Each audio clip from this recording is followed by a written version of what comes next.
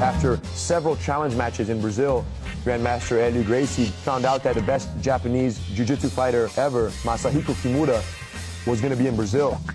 So my grandfather challenged him to a match. Kimura said, listen, Elio, you're good, but not good enough to fight me.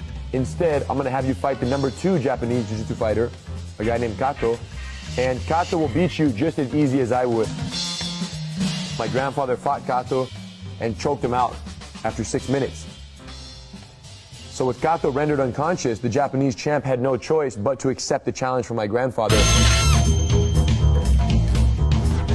The stage was set for an epic battle. They held the fight in Maracanã Stadium, nearly 200,000 occupants. It was the first time that a jiu-jitsu championship of the world would be fought outside of Japan.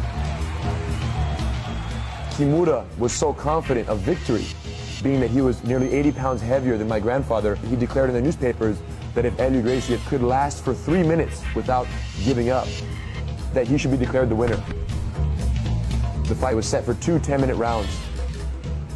Kimura got my grandfather and he threw him every which way you can imagine, like a rag doll. He was just too strong.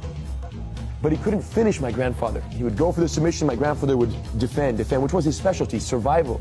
And 3 or 4 minutes into the second round, my grandfather, of course, now is getting more exhausted. Kimura finally was able to capture my grandfather in a shoulder lock, which now bears his name, the Kimura. And my grandfather, stubborn as he was, didn't want to tap out. Carlos, the older brother and manager figure, threw in the towel and forfeited the match to the Japanese champ.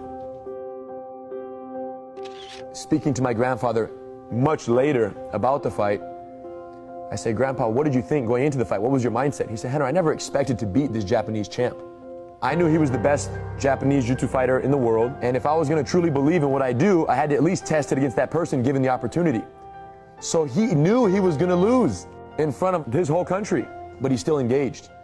And that's the definition of a warrior. That's the definition of a fighter. That's the definition of a modern-day samurai.